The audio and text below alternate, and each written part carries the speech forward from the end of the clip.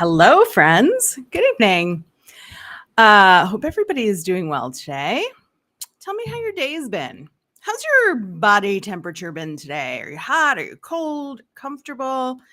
I am in the middle of what I like to call indoor summer in my condo. We live in an old building and we've got only air or only heat. And the building just turned the heat off today, which is a delight. But they have not yet turned the air on because the pipes have to cool down and something about the business of something. I'm not exactly sure what goes on there, but I should have air conditioning in a couple of days. But in the meantime, it's been like 78 degrees in here today. Boo. But it was nice out. So I got to go outside, put my face in the sun, get a cool breeze, all of that. Tell me how you're doing. What's happening in your world? How's your day going? What's new? If you are joining me for the first time, I'm Lauren Lefkowitz. I'm an executive leadership coach, and I have a tagline, fine is a trap. And fine is the thing that we do. It's the thing that we say. It's the automatic response to how are you? Can you take on this extra project? We're going to give you a promotion with no raise. We're going to give you 6 new team members with no promotion. And we say, it's fine. Yeah, it's fine. Okay, it's fine. I'll get the opportunity later. And, it's not really fine. And as we say it's fine more and more, our threshold for fine starts dropping. Hello, Mosh. Welcome. Thanks for being here today. And Amber, thank you for being here. Making dinner. What's for dinner, Amber? I'll be right over.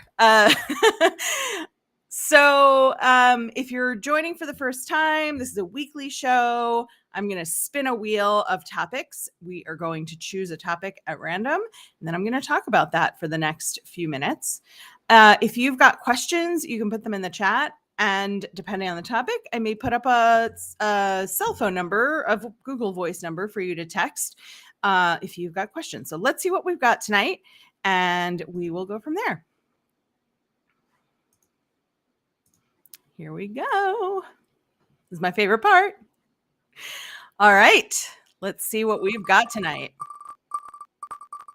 I always get so excited, like I'm not going to know the topic, even though I chose all of these topics. Oh, I can do it all itis. Yes. Ooh, this is a good one. They're good ones. I like it. I'm excited. Okay. Before we get into the topic of I can do it all itis, y'all, Amber is having Peruvian chicken, black beans, jasmine rice with cilantro vinaigrette for dinner. Yum. That sounds amazing. And we've got a comment from Jessica, which shows on my phone, but not on this screen. My supervisors asked us to disconnect after hours and take care of ourselves, which is awesome of her, but I still have so much work to do that I'll never get done if I disconnect after 9 hours. Oof. I super get that, right? So, when you have that disconnect, that conflict of time versus work, the good intent of your supervisor gets crushed down, because even if you're not doing the work, even if you have disconnected after hours and taking care of yourself, you're thinking of all of the things you have to do tomorrow. So your next step, Jess, might be to talk to your supervisor about that disconnect, about work isn't just actually physically doing the work. I'm making the handwriting symbol as though we handwrite our work these days, but it's not just doing the work, it's being in the work. And sometimes I talk about how long your work day is, and your work day is not just composed of the day that you are at your desk doing the work. If you wake up thinking about work, and then you answer some emails before work, and then you go to work, and then you come home from work and you think about all the work that has to get done, well, then, you're still working all those hours. So if your supervisor is being awesome by telling you to disconnect, then I would assume good intent in her being awesome and tell her why it's difficult for you to disconnect. And, depending on your relationship with her, not necessarily bringing her into the sort of emotionality of it. I don't know if that's a word, but it is now. But also bringing in, like, I want to do a good job. I want to do well. I appreciate your concern for us going home at the end of the day and really being home.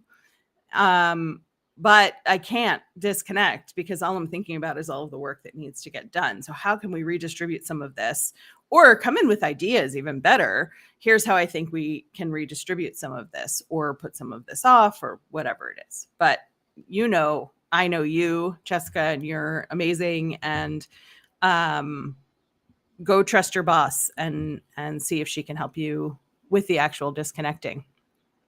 Yeah. Cool. All right. So I can do it all itis is actually really related to what you asked, Jessica, which is the sentiment that when somebody asks us to do something, if we don't know how to do it, we're going to say we know how to do it and we're going to figure it out. And I was born with this disease. And unless it's sports related, I do not sports. But I know that about myself, and I will step right back from it. In the work world, anytime anything has come up, my brain has said, how hard could it be? And I think that happens with a lot of high performers, with a lot of high achievers, with a lot of pleasers, that we think that if we can do it, we should do it. And why not? Right? We can prove ourselves. We can show how amazing we are. We can show how smart we are, capable. We'll be asked to do other things. Eventually, it will lead to promotion, et cetera, et cetera. What ends up happening, though, with I can do it itis, I can do it all itis, is that we become the person who can do it all. So we become the person who gets asked to do it all. As soon as we show that we're capable, we get asked to do everything. We get asked to be involved in everything. And that is how, when I was in the corporate world, my definitely afflicted with the itis. Yeah, same. We're cut from the same cloth, Jessica. We've got a hi from Lee. And Mosh, I will try to come back to your question if I can. So we get afflicted with this itis, and we want to do a good job, right? As high achievers, as performers, as contributors, as helpers, as servers, whatever we identify as, we want to do a good job. So if somebody is stuck, we lean over and say, I can probably help with that, right? That's how I started helping with tech issues. It's also how I became in charge of IT. That's how I started helping with figuring out where we could find money in a budget. That's how I interim managed finance. The challenge with that is a couple of things. One is it burns you all the way out. It is exhausting. It is at first flattering, and it goes on this bell curve. I was talking to somebody else today about this sort of a half of a bell curve that we go up, we go into the work world, we find out we're good at a bunch of stuff. People ask us to help, we say yeah, and then they ask us to help more, and we say yeah. Then it becomes a steeper curve as we're saying yes, and then we fall off a cliff because we are burnt out, we are tired, we cannot do any more things, and we want some gall darned recognition for all of the things that we've done. We're not getting it. We're getting the thanks for your help. Can you also help with this? Thanks for your help. Can you also help with this? And the help just rolls into more help. And then you go ask for a promotion or a raise or a change in department, or in addition to your title, and you get, you're doing so great exactly where you are, and really your main focus is this other thing. And so we're gonna keep you here. So the illness of I can do it all itis is the overload and burnout and the punishment of remaining in place. And the punishment of remaining in place means that you get to watch all of the people around you who either do bare minimum or they work hard, but they've stayed in their lane. They've done what they've been asked to do. Maybe they've done a stretch project here or there, or they've been in on the right team meetings that have gotten them noticed. But nobody can't live without them. And when you have I can do it all itis, you train the people around you that they can do it if you're around them, and that they can only do it if you're around them. So if you have heard in your career, oh, but you're so great in this position, or I do not know what we would do without you here, or you are keeping this department afloat. What's happening, instead of you getting the acknowledgement and the promotion, is that you are getting you are a staple in this department.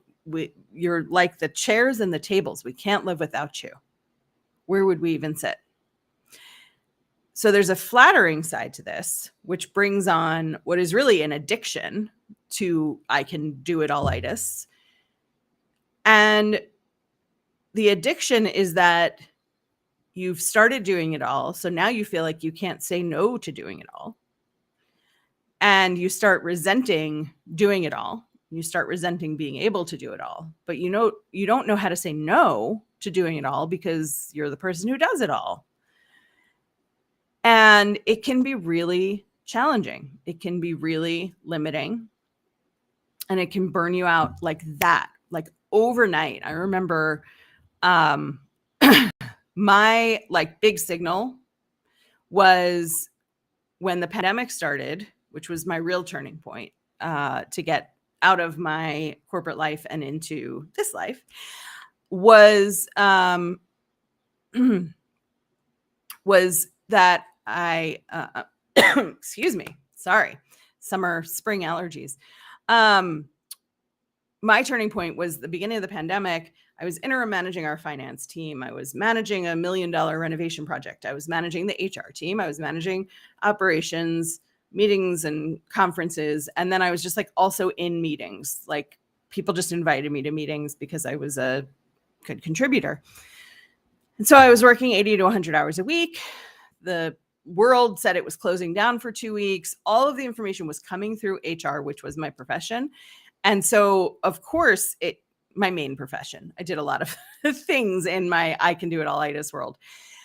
And the information came through HR. And I remember my CEO coming to me and saying, Lauren, what do we do? Do we send people home? Do we wait until the governor does something? What do you think we should do? And I remember this just rage in my body, not at my CEO. He was a great guy and I really liked him. And I'd been working with him for 4 or 5 years. We had a very nice relationship. And I remember thinking, I don't effing know. And I don't want you to ask me more questions. And I just want to crawl under my desk and never talk to anybody at this place ever again. It was like I hit my ceiling of what I could handle. My I can do it all-itis was going out the window. And now I had a whole other thing, which was the entire responsibility of having to figure out what to do with all of our people and keep them safe and also not overreact and all of that. And so you hit this breaking point. And Jessica's saying feeling needed is a dangerous drug. It's true. Yeah. And that you end up, Lee is saying you end up pigeonholed, which I read as pigeon-headed, which I knew was not right. So I'm glad I read it twice. You end up pigeonholed as the person who is the go-to. And I called it the vice president of whatever you need. In some companies, they call you a jack of all trades or a Jill of all trades. They call you the go-to person, the resource person. And I did that for almost my whole career. And I saw people around me earlier in my career. At this point, I was the vice president of HR. I was as high as you could go inside of a company without being a CEO. But prior to that, I watched other people get promoted. I helped other people get promoted. I helped other HR peers get trained and promoted. And I stayed in place because nobody could imagine living without me or doing things another way or not having me in that position. So I had pigeonholed myself into this is the job. And for a while, it's so satisfying while you're going up that curve. It's so satisfying because you think everybody trusts me with everything, right? You can even see my face light up a little bit when I say that because it was like a good drug for a long time. Everybody trusts me with everything. I get invited to all the teams. I get invited to the new initiatives. I'm learning so much. I'm contributing so much. My work makes a difference, but my salary was kind of staying in place. And I was getting annual raises. But when I asked for a promotion, it was like, well, we'll see. Oh, you're so good right here. Oh, there's not really a promotional level for what you're doing. So instead of asking along the way as I was gaining skills, I waited until I felt like I had mastered every single thing before asking for anything. And it was exhausting. And so when I started taking control of my boundaries and I started working with my own coach, even though I'd been coaching people for a bunch of years, when I started working with my own coach, one of the things I really focused on was I don't know how to get out of working all of these hours. Felt like years, but it was hours. And Amber says dopamine hit after dopamine hit. Yes, but eventually you need more dopamine than you can produce, right? So it turns into, I think, like a lot of addictions or any addiction is that I needed more responsibility to get a smaller dopamine hit. I needed to feel like I was contributing even more to get a smaller dopamine hit, which meant I was digging myself more deeply into the things that I'd been sort of adjacent to or minimally involved in. And the hits were not keeping on coming, as they used to say on the radio. The hits just keep on coming. And Lee, what a great point. I learned long ago that you have to train your replacement. If you can't be replaced, then how can you be promoted? It's a great question. And is the crux of the problem, right? That you have trained everybody the opposite. You have trained them that they cannot live without you. You have trained them that you are irreplaceable. I heard a lot of times over my corporate career, you are irreplaceable. And when my clients come in to work with me, most of them, because I tend to attract the high achieving, workaholic, people pleasing type of person, most of them are executives who do things they shouldn't be doing for work, who came into an executive role or leadership role, director, manager, like a strategic level management role. And like they also picked up party planning. They also picked up this function from the accounting team that nobody was doing, but they saw was important. And eventually they just keep picking up stuff. And it's like, the Pied Piper collecting minions, not leading them to their death, which is like the, sad and tragic and darker Pied Piper story that they don't put in the children's storybooks.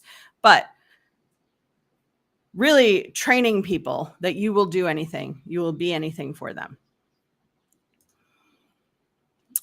Even scarier is that if you're doing that much in your current role, how much will you have to do when you get promoted, which normally comes with added responsibility?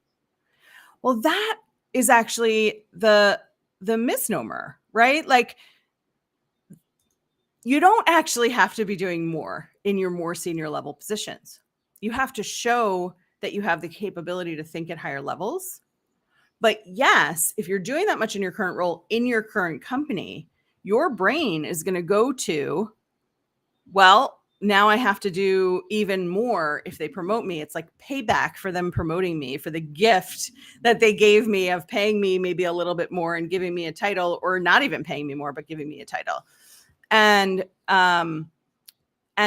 it's actually not the truth. The people who get promoted, if you look at the people around you who often get promoted, and this is not a rule, but it's a generalization.